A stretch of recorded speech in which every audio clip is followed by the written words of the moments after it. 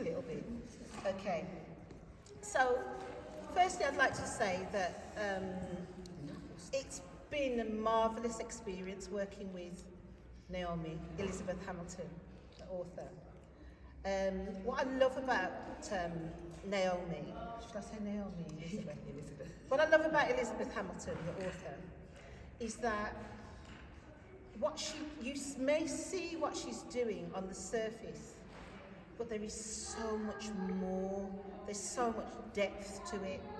And when we look at the title of this book, In Relation to Men, Part 1, and it's going to be 5-part series.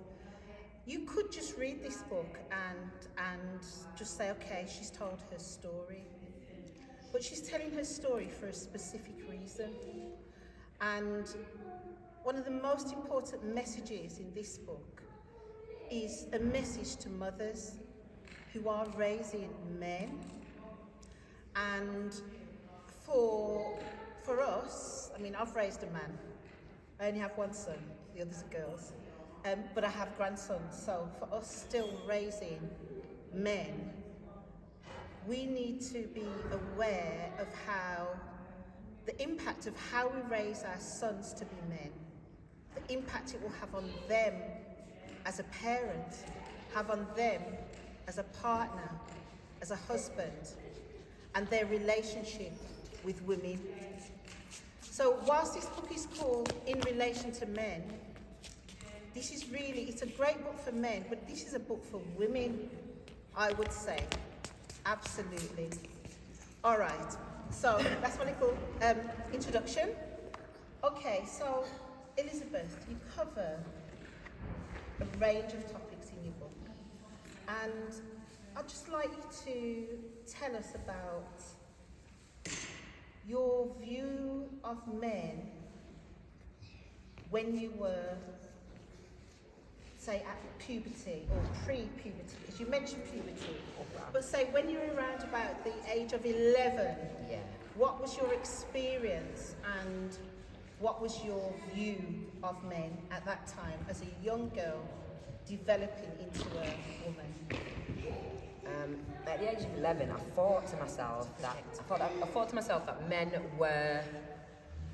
Okay, I had this image of what had been told to me by the adults around me and what I'd seen growing up. So men really weren't worth more than being a sperm donor.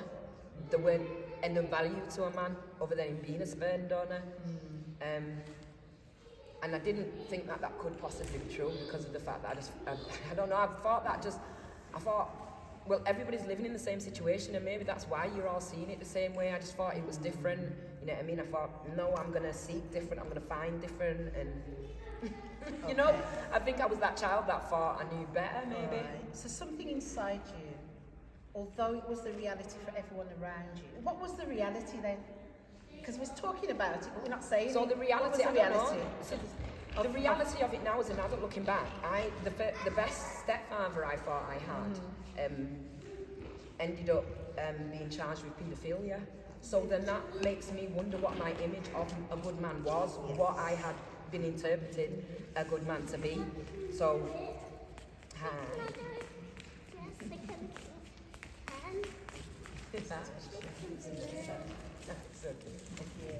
Shall I give you I got a little bit of that.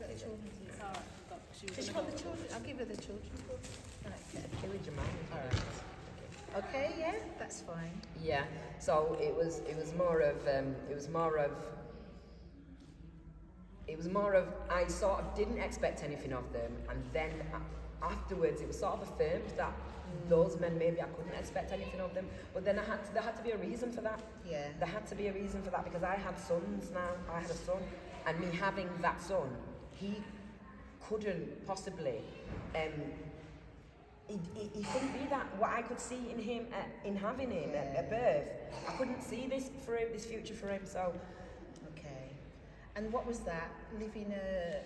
Just being a sperm donor? Yeah, just not being a family man. Not being a family man, not wanting to do better than what has been done before. You know, living with this. I turned out all right, even though clearly you've not. You know, would all of your female the partnership say the same? Would all of your children say the same? I don't want my children to have that. I don't want people to be holding on to animosity to them that they're not able to work through with them. Okay. And I don't want them to feel that they're unable to address those issues, or it makes them less of a man if they do address those issues. Okay, I hear that. So, we've spoken about your view of men. So, what would you say was the role of the woman and what you saw from the women around you at that time? Okay, I thought the role of a woman is the nurturer. She's that other half to the man. She's the one that holds the man up for him to be able to keep on being what it is that she needs him to be. Okay. So in effect, they were both meeting each other in the middle and working together for whatever goal it is that they're reaching. I think in my head, I had this image that partnerships were made on people that have discussed having the same goal or discussed their future. And then in growing up, I realised that people weren't actually even discussing these things. You know, they weren't even discussing about how their partner had been raised or how their partner lived. Yeah. But we're expecting so much from them without actually investing anything in it. And that's what I saw a lot of people just expecting without investing anything, and I didn't think that was right, you know. And then I heard how they spoke about each other, and that made me think, even, you know, you'd hear the women with their friends, and then you'd hear the men with their, and it would be like, oh, okay. it was just a little bit. So, what impact would that have on you as an individual? Earlier on, you were saying that you were the nerdy, popular nerd. That's it, popular nerd. Yeah. So there was some popularity, but there was something. What was the foundation then that you'd say that was built by the way that you were parented? Was it a really solid, firm foundation? Well, my mum was always there. Yeah. My dad was there now and again whenever he felt like it. Whenever he came, I'd see my mum still allow him in, and whatever time he wanted to spend, that was fine. Possibly not overnights when she had partners and stuff like that, but he could come and see me at any point, which didn't make sense for the spaces that he left in between. Because then if you could come and see, spaces, lengths of time. Yeah, lengths of time. Sometimes there'd be over a year or over 2 years in between, but it didn't make sense because whenever you do come, my mum doesn't stop you. What is stopping you from doing this? And for my mum, it was a case of trying to work out what is it about you as a female that isn't making it stick with you know, what is it that's stopping you from cementing this perfect foundation, you know? And my grandma was married until death did her part, so it was a case of when I did the what happened within that era for that generation, because a lot of people in that generation let go of what their parents were doing and decided that wasn't for them. So for me, it was a case of trying to work that out. So were your parents born in the Jamaica? UK? They were born in Jamaica. Both of them.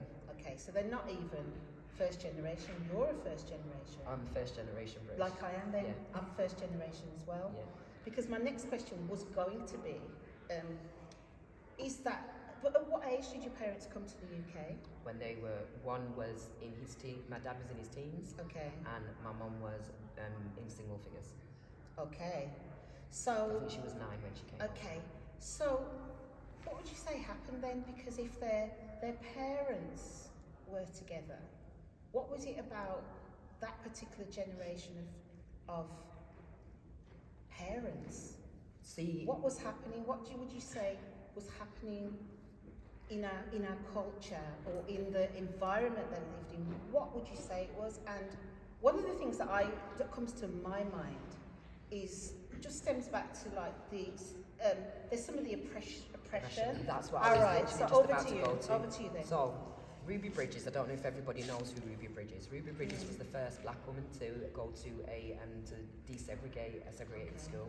Now, when I was in school, we learned about Ruby Bridges. I will never ever forget this because I got sent out of the class being told that I challenge authority. Yeah. Now, I was asking how old is when did this happen? How old is the woman? Blah blah blah. It was so long ago, it doesn't even relate to you. Blah blah blah. Yes, it But we does. want to know more. You can't just say a little girl and this is what happened. We want to know more about this story because I'd actually seen this story already. So when my teacher brought it up, I was so glad, you know, because I knew a little bit about Where it. was Ruby Bridges? She's in America. Yeah. But the point is, Ruby Bridges is the same age as my mother. She was born the same year as my mother. Right. So that explains to me the oppression that was going on in Jamaica as well. When we Yes. talk about slavery being abolished, it However- takes a long, long time for it to roll out. It could be abolished Centuries. in this, exactly, it could be abolished this year. It's going to take at least another 20, 30 years for everybody to comply Yeah. to that ruling, you know what I Yeah. mean, or more, depending on how lucrative it is. Oh yeah. So, Yeah. and it got to the point So, where, okay, so you were saying, so we're saying that oppression was yeah, because my father part says of when, the issue. yeah, I think it was. My father says when he got to this country, because I've asked him, and he says he was here when there was the no whites, no blacks, no Asians, no dogs. Now, at that point there, that's what he was facing. He said that you couldn't stay at a woman's house for more than 3 days without being married to her. That's right. Now, if you don't know how to have a relationship, if you don't know how to maintain a relationship, that must be like a horror movie to you, you know? And as women stay, I'm aware that I'm not always the nicest of people. I may not be the nicest person in the morning, or I may not be the nicest person when I'm hungry, you know? So Me we, too, as I women, suffer from hunger too. we do that. We do have those Yeah. times when we switch. We can't We always do, be nice. we do. And if you think about that experience, it can't be easy. I relate to somebody going to Dubai in this day and age with £100 and trying to live forever the rest of their life. That's what I relate to. Okay. So it's not knowing what to do. It's not being encouraged to be in a full-time relationship with a woman as well. Yeah, I feel like that was it. I feel like it was a hard thing for their parents to be able to instill that in them, especially when a lot of them were raised by their grandparents or they were left for a certain amount of time, etc. We're going into different books though, Marcia. Well, okay, another question though. So you were raised as a Rastafarian. A Rastafarian. That's why I And say how a does that- culturally stable. That's what I was just about to say. So in Rastafarian culture, the way of living, it's a way of living, isn't it? Yeah, it's a liberty. That it's liberty, that's right. So within that, there is a belief in marriage. However, so why wasn't marriage the option for I the don't people even- around you? So if I'm going to be honest, during my experience of being a Rastafarian, I don't actually ever remember that being something that was being promoted. I don't think it. I don't remember it. I actually remember quite the opposite. Does Rasta promote polygamy or just practices? Practices it. Definitely practices it. Definitely Yeah, practices it. yeah. Okay, so then hence that will also give you that view. All right. So going further into this book, you move on as an adult, and you then enter into relationships. You have children. I have no idea. I'm going 3 o'clock. Yeah. All right. I just took time. That's fine. Yeah. So you enter into relationships. I did. And you have a first child. But what were your experiences in the relationship? Because I know that I remember a poignant part when we were working on the book, when we were talking about, we were having this dialogue about one of it was about physical chastisement. It was about- It was about physical chastisement of children, which has been something that's practiced in our culture.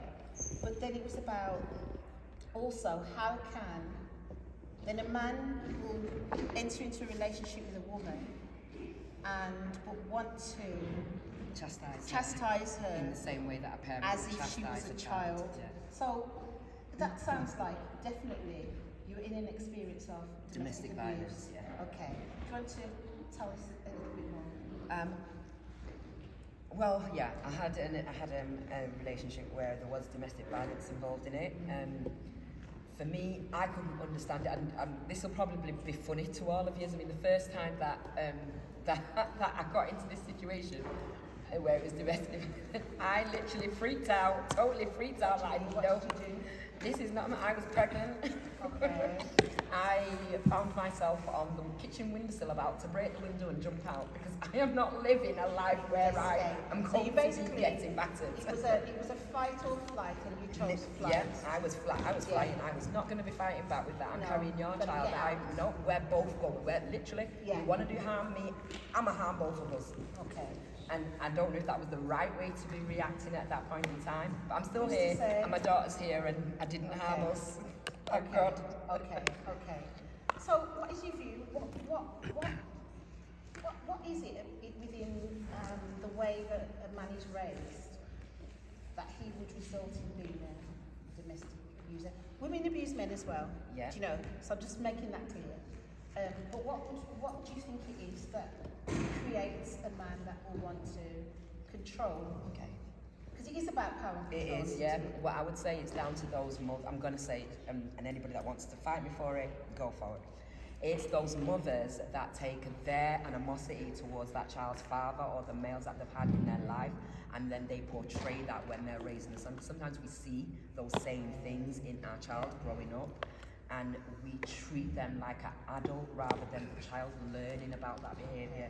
We see it as that punishment that's happened to us Saying already. it's like they're raised by mothers who are perhaps hurt by their fathers. They then, the mother Yeah, takes or it out any and male, tortures or the any children. male, or male. any male. It could be the child's father, it could be another child's father, it could be the brother, it could be just any male. But if they see a trait of that in that child, if there's a recognised behaviour, it triggers us to react and defend ourselves.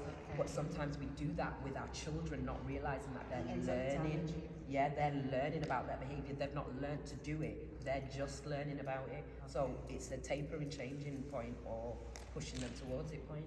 Okay. So also, there's a very poignant aspect in your book where, if most of you haven't read the book, but when you look for chapter 3 in the book, you'll think we've made a mistake. Okay.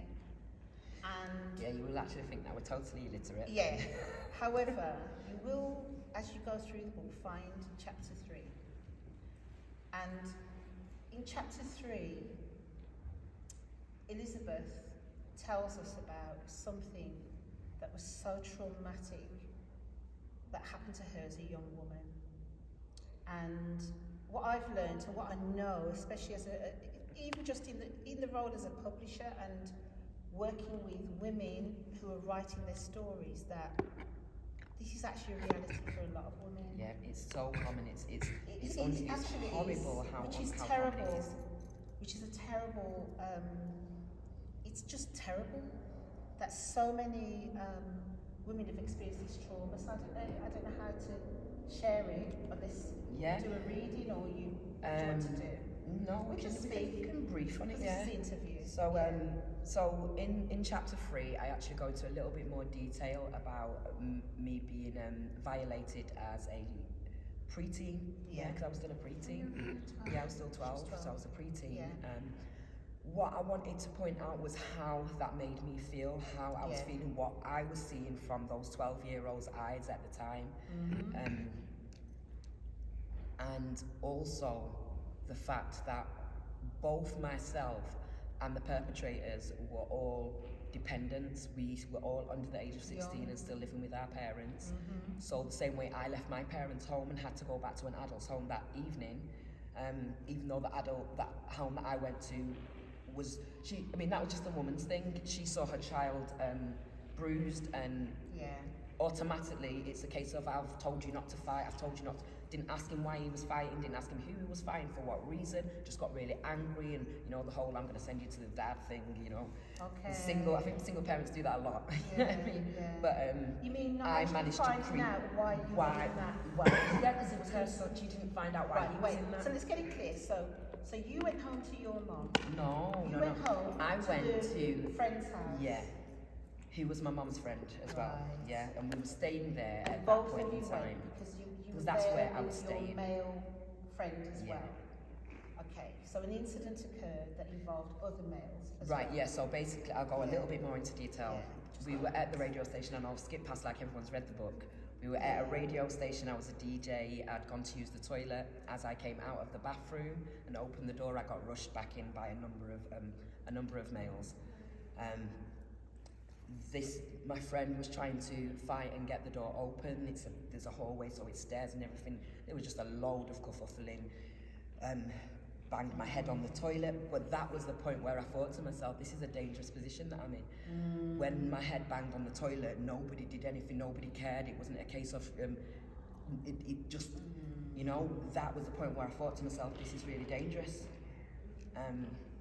Not as in them rushing me in wasn't dangerous, but that became a point of life or death dangerous. Right. Because at that point, if they don't care whether I've hurt myself banging my head on the toilet, if I do something, they might react in a way that's out of fear, and then it literally, it more than terrified me, especially because, I go into detail, people say, why didn't you say anything? Literally 2 months before that, we'd left Manchester within 2 weeks for a death threat. So it was kind of a very unsure time as well. Right, okay. So, you need to read the book to find out more, but what that indicates to me as well, Elizabeth, is that our children can suffer a lot of trauma not because you, even as a parent, have influenced that, but just through the other young people that they mix with. Yeah, you can raise your child to the best of your ability, but then if 10 of your neighbours don't care about how they're raising their child, that's not going to help your child when it's around those. That's right. And so there are times when our children go out, come back in, and we're not we don't even see that there's a whole lot of stuff has happened. There's a lot going on inside the child. And you know, it is so difficult for a single parent, a woman who's a single parent, right? Yeah. Who has all of those pressures of raising her children with especially with a father that's in and out. Yeah. Well, out most of the time. And so what can happen with parents is that we get so caught up with our own stuff, with trying to pay the bills or trying to build a career, trying to feed our children, dealing with our own trauma that we had, you know, that we can miss what's happening with our children as well. So what I wanted to ask you was, what would have made that so obviously people won't say anything when they've experienced trauma, often. They won't. But what could have made that situation better for you, and what would you advise to any other parent or grandparent, or great grandparent, some people in the audience, you know, what would you advise? I don't know, if I go back to that day, what would have made it better is being noticed when I came through that house, because I managed to state you were in. Yeah, then my clothes were ripped, I had blood, etc. I managed to sneak past the commotion with him getting cussed without being seen. It's like he was as long as they've acknowledged my head, I'm in the house, you know what I mean? Like county type of thing. Yeah. So nobody noticed, nobody noticed anything. I went into the bathroom, I was in there from I got home until my mum came home from work. And then what happened was, because we were staying at their house, and it was the old boiler system, so I'd use that old hot water. So my mum started cussing me because we're staying at somebody else's house and they're being kind to us, and I can understand she's just coming from work, she's stressed after dealing with him. Yeah, my mum used to work in asylums and stuff as well, so she's just had to deal with all of these things, come home, she just wants to relax and be at peace with her family, and she's getting all of this aggro again, and yeah, I totally get it. I totally get how it was missed. I think that's what would have helped it though, if it was caught within that 24 hours, 48 hours, because the longer it went on, the harder it became. Shut down. Yeah. Okay. Right. So I didn't actually tell my mum until I was 20. There you are. Okay. So, just have a moment. Yeah, have a moment. And then, So with that information, with Yeah. that knowledge from your experience growing up, what are you implementing for your children? You have an adult daughter. I put her and in you have two karate young straight men. away. So tell us what. I put her do you in recommend karate or as what did soon you as she put? was You put old in enough karate. to Why start karate? learning. You Because wanted she to needed go to, to she fight. needed to defend herself. It wasn't about her fighting. I didn't put her in boxing so that she could just Yeah. go for fighting. I'm not saying that that's what boxing Yeah, is, yeah, yeah. but I didn't just put her there to be sparring with people for the fun of it. She needs to be able to defend herself and, if needs be, put somebody down. That's what she needed, because that's what I wish I had had. Okay. I mean, even that might not have even made a difference though, like I'm saying, because that was 4 or 5 guys that was pushing me into a very small toilet. Yeah. My karate skills would probably not have helped me if I'd had them at that point in time. But you felt you felt it was so important with your daughter to make sure she would be able to defend herself. Yeah, and to What tell else? her What what else with I her? told her what happened with me. I told Okay. her at a young age what happened with me, so that she was well aware that this is how real life can be, as much as we don't want to admit that sometimes this is how it is. Sometimes what we see on the movies is exactly what's happening on the streets. Okay, great. And what else did you input into her? Because I needed what to did she input more need? of the values for her to know that she was important, her words were Yeah. important, what she felt was important, and that she could come to me. And I know that that was even a hard thing for me to do, because I'd Yeah. never had that instilled with me. Okay. And we went through an episode, which I don't want to talk too No, much about, 'cause that's no. going to be in The Women in Me. Yeah. But we went through episodes as well where we had challenging times where I had to bend my understanding or comprehension of Yes. of certain attributes be behind the low feelings, low moods and depression, because I understood how I felt it. Now I had to comprehend how somebody else might be experiencing it, and that's a challenge as well, trying to do that as well as managing your own. Yeah. Okay. So you mentioned that, Elizabeth. A key point is also the impact or just managing mental health. Yeah. How do you manage Oh, I do your lots of mental things. health? Yeah. I do lots of things. I sing again now, not in public. Excellent. But you're going to be the Not in next public. singer on. No, I am not. Okay. I write. I think keeping a journal is a huge help for anybody. Writing gets it out. Talking is good, and talking is really good. But if you don't want to talk, write. You know what I mean? Write to who you want to talk to that you can't say it to. Just write a letter, get it out. You know. Other things, music helps. Dancing. Sometimes I have to just shake it off, dance it off, getting that energy out of your bone. Yeah. Sometimes the emotions that you've got going on, it's just energy in motion, and you have to give it the motion in order to release it. So dancing and spending time grounding yourself, finding out what it is that you enjoy doing, that brings that peace for you. You know what I mean? Whether it be pampering, whether it be rock climbing, riding your bike, running, playing in the garden, which is my thing. I love gardening and anything to do with growing things and healing. Yeah. That's wonderful. So crystals as well. That's wonderful. Okay, so what are you? So you're raising 2 boys. Yes, I am. So what are you doing? How are you? Because you talk about this and you write about this, that you're raising 2 kings. Yeah. So how are you doing this? I know one of the things you do, you homeschool, don't you? I do, yeah. Okay, so let's hear about how you're developing these kings. Okay, well, I'm trying to.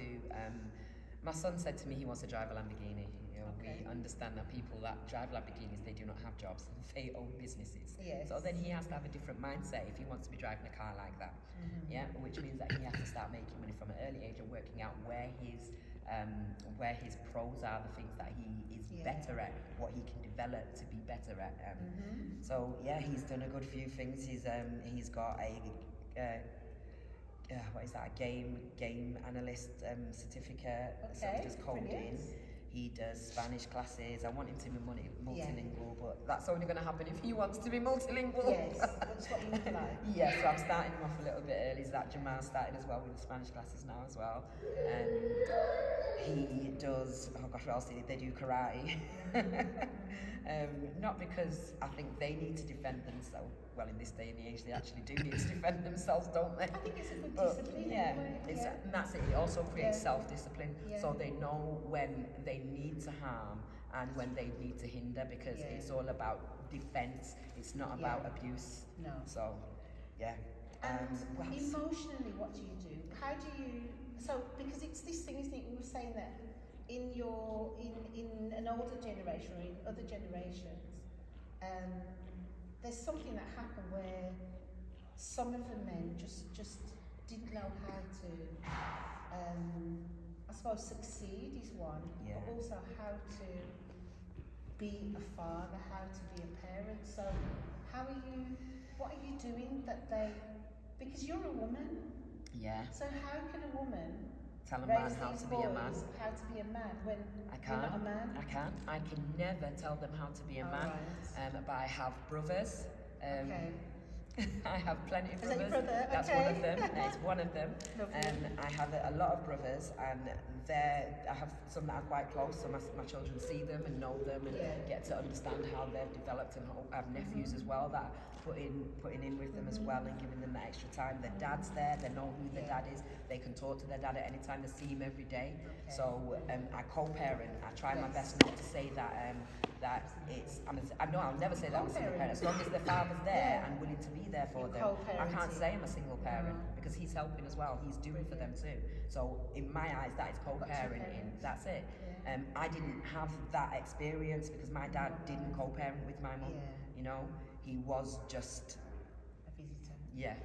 It's your dad. Yeah, in that sense. I mean, I know he was my dad and he would be there if I needed him for anything at all, and if my mum called him, he would be right there. But when it came to the basics in life, my mum had male friends that were doing more than my father was as a male role model in my life. As well. Yeah. Okay, so just two key aspects that the key messages in this book in relation to men, part one. Okay. If you just tell us the two Two. key messages. Mothers, separate your adult emotions from your emotions for your child. It's not the same. Your adult emotions with your partner are your emotions, yeah? But when you made this child with that partner, you chose to be parents. So when you're dealing with the child, it's only your issues as parents to that child that you need to be dealing with. Especially if you split up and you don't get on, that's the best way to be able to communicate. Keep it to the child, nothing else. Forget everything that happened within your relationship. That's got nothing to do with the child. Address it how that man addresses the child. Address it how you address the child and what is going to be better for that child's future. That's the end of it. Separate your own emotions, and when you're going to be dealing with those, you deal with them in your time, not in the child's time. Do you think that parents need to, if a parent is having difficulty with their own stuff, their emotions, their, even how they feel about the split of the relationship, or when they see the father come, then it just irritates them. What do you think? I think they should have thought about all that before they opened the legs and decided to make the I child. know, but sometimes we don't think about that, do we? Why don't we think about this? Is my point though. Why don't we think about that at the point where we're able to consummate the conditions to create a child? We should be thinking that any time we do this, we are opening ourselves up to that being a possibility, because it is a possibility. Yes, it's true. Why are we in the illusion that this is just for fun? It's just a little bit of exercise, fun exercise that we do together. No, it's not. Yoga is what that is, yeah? You know what I mean? When you do those stretches where you need the two people, that's the fun exercise that you do together. Massaging, that's fun exercise that you do together. Wait a minute, what about love? What if you're just in love with someone and you just Then if have you're, to make love? this is the point, if you're in love with them, Yeah. you must be in love with their seed as well. Simple. You can't Yeah, be in that's love with a true. person That's without true. being in love with the seed. The And if the children. seed isn't involved, then that's not love, it's lust. Or it is Yes. leminance. Let me give you that word, people. Yes, please. Leminance. Leminance. Leminance is a reliance on a relationship because you feel that you should be in it because you've been in it for so long, but you're not actually Yeah. feeling any butterflies. It's Yeah. not doing anything It's to you. just It's not better the developing. devil you know kind of thing. Then leminance is Leminance? between love I've and never- lust. Somewhere between love and lust, you have It's in the book, leminance. isn't it, that word? I forgot you taught me that. It's in the book, it's in the book. Leminance. Fantastic. So you learn a lot. I mean, for some of us, Lord, I'm past the baby making stage, but it is a great This is a great. Yeah, book. well, the thing is that even if we haven't been able to teach these things to our children, Yeah. because I've got children now, and I'm hopefully in the next stage of Yeah. now looking forward to being a grandparent and giving the children Absolutely. back. You're not planning to have more children. I'm not planning, no plans, but do you know Okay. what? Man make plans, and Exactly, God disposes of that. You know what I mean? So if I'm still, Blessed with if that's what God says, then that's what is gonna happen. But my aim is now to be able to give them back.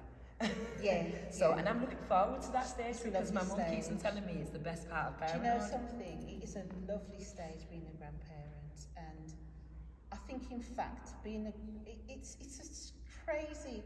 It's crazy how it works, because when we've got our young children, we're just so busy. We're young and we're busy and we're learning and we don't know very much about the world. And then we get our grandchildren and we know much more. We're a bit more tired, so we're not running around, and it is a bit more tiring with them. But it is a different, super relationship that's where I think you can give more Yeah. to them. So in my growing up, my best friend was my grandma, and the person that I could relate to and talk about things was my grandma. That is beautiful. Exactly. So because that was created for me, I mean, Lord, she was difficult. She was tough on her children, but it changed. I was her first grandchild, and the relationship is so different. And for me, I'm a grandparent, as you know. It is such a great experience. So somehow along the line, it's like we can at least look to redressing some of the errors that may have happened. Because if you've never had a child before, I mean, you know, when you have a child, nobody even you just don't know what you're gonna. I mean, you don't even know what labour, that pain. You didn't. Nobody really told you what that pain was going to be like. And so, but that's just a terrible thing. I think, Naomi. What I love about what Elizabeth is doing, her name, I keep saying different names, but her name's Elizabeth Hampton. What I love about what you're doing is that this is about being great parents and looking at the experiences of a young woman, of a woman growing up. Wait, And can I just then- pause? yes. Not great parents, because I'm not going to say I'm a great parent. It's about No, being no, no. better I'm not, than we were. yeah, being better parents, being good enough parents. There was a book years ago called Good Enough Parenting, because we can't be perfect. You know, with parenting, the next word that comes with being a parent is guilt, because there's nothing that can, and even when you could do everything that you feel is right for your child. But it's going to be their life at the end of the day. You just got to put It's their faith. life and their choices and the environment and the impact of their father. But also, it's that you could have done everything. They could have had a life without any trauma or anything like that. And still, they could still come and say, "Mom, you're not a good mom," or do you know what I mean? Their opinion. So it's that. So I think it's just doing what you know is best. Oprah's got a saying, isn't it? You know, you do the best that you can with the resources that you have. That's it. And I think it is about doing the best that you can with the resources that you have, but reach out for other resources. This book is brilliant, and it's the beginning of a mission that Elizabeth is on, to educate. It is definitely not just a storybook, it is an education. And you say what you've I got did to actually say. mention in this book about because with you going into that, I just want to say Yes. and another highlight. Thank you so very much to my stepmother over there. Stepmom.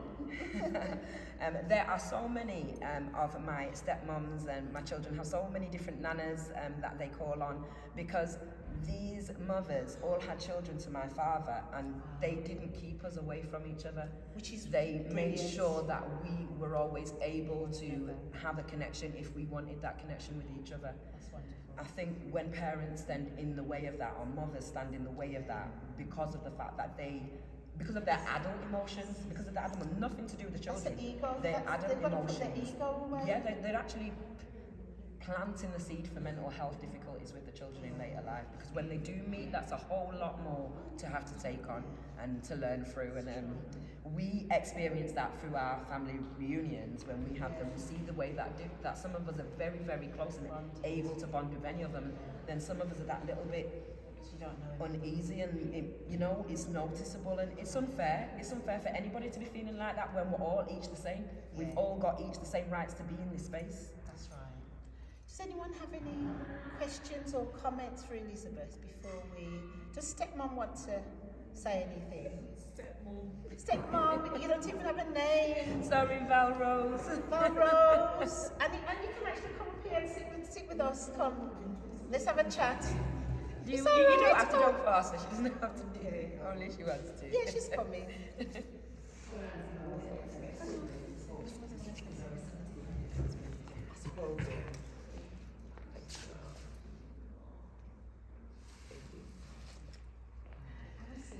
Have a seat.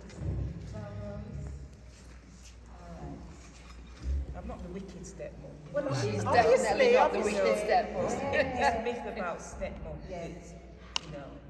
It's not. I think sometimes it's. We've got a few wicked stepmoms. Yeah. Oh but yeah. she's not Yeah. one of Yeah. them. I wasn't brought up like that. Yeah. But Naomi, she's good. Yeah. She's a great woman. Great child. Remember when we first met in the youth club? Confident. Come in. Introduce herself. Very bright, very, very clever. Yeah, Very, very clever, very grounded. And I think it's the, Rastafarian, Yeah. that some of the issues in Rasta, like religion, some of the men is not as good as other, but I think the foundation, that's what, Yeah, because the teachers that are, we come from King's King, Queens. yes, yeah. Yes. The teachers are Okay, heritage that's from a rich heritage. Yeah. And I think we was around sort of like-minded people then. A lot of the children what came into the youth club, they had parents, they had fathers, what was absent. Yeah. Okay. So I think it was a common thing. Oops. So it was good. There was a lot of stepsisters and stepbrothers within the same family, and I think the youth club gave them that foundation. So and the children are good children. Sometimes the parents are not so good, but I don't disrespect any parent because, as you said, they've got their own journey and she's got their own issue. But the way I was brought up by my grandmother, look after your own. You're all a family and you should look after our own. I've got my faults. You've seen it, haven't you? So We've had our discussions about things from our past as well. But being able to discuss it, being able to get through that respectfully and show each other the love that you still got for each other, and the comprehension that you have for that healing of that, it's a beautiful thing. Yeah, it is. And the grandchildren, your children is my grandchildren. Ashes, everybody, So you're living good. Yes. Yeah, it's good. But we have The ones that I've got, the ones that are not the evil stepmoms. Yeah, We all yeah, live good. yeah. And then the ones that I've got the not so brilliant stepmoms, they're kind of, because they still carry that adult issue with our father, even though we're all adults. Yeah, they still carry that adult issue to this day, and we're all in our big adult years. Yeah, and it's that pain. They need to let go. And the fathers are not that, But it's the mothers that raise the children, it's the mothers that have to bear the brunt of the impact of what happens with the child. If the child then starts rebelling in life, the father's not the one going, oh, woe is me, I have to go knock this door and that door, I can't talk about my child today, oh my gosh, I need to join a church and stuff. It's not the dad doing all that, it's the women doing it. So women take note of what you're going to be experiencing and try and make that thing better. Don't be adding salt to a wound, because it doesn't help you and it doesn't help your child. Thank you so much. Thank you, Val Rose. Val Rose, round of applause. It's all about you. Yeah. We're to the end of the interview, haven't we? We have. Yeah. So are we going to have a reading? Are we going to have a reading? Do you want a reading? Is a book launch? No. Okay, then Want what to do hear you... something? Yeah. Where do you want me to go? I don't know. Marcia? Let's find a bit of comedy, yeah? Yeah, let's find a bit of comedy here. Yeah, I was going to say, let's have, something Something lighter funny now. and light, okay. Okay, let's go. Oh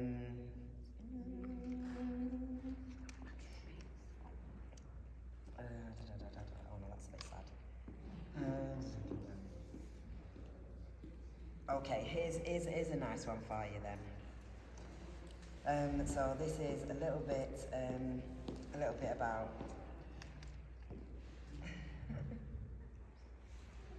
a little bit about good fathers then, yeah? So I'm going to talk a little bit about my daughter's father, okay?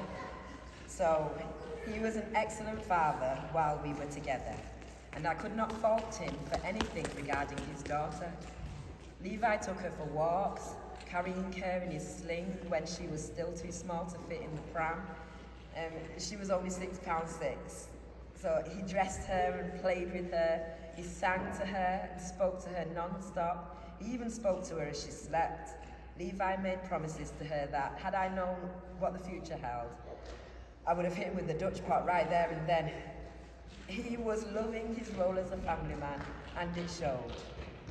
We held a beautiful family christening for our baby girl exactly 6 months after her birth. It was attended by over 150 relatives and friends. It was epic.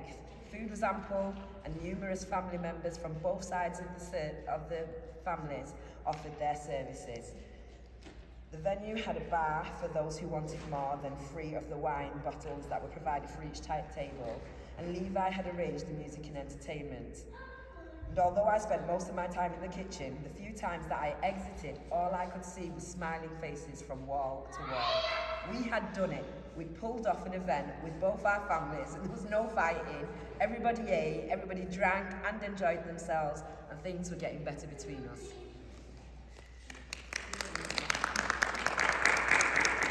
Thank you.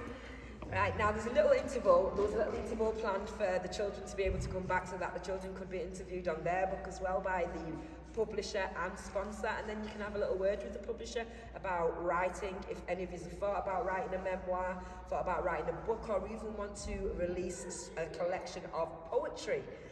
She has done all of these things for both the young and the old, so she'll be back after the break to be able to talk to you about that as well.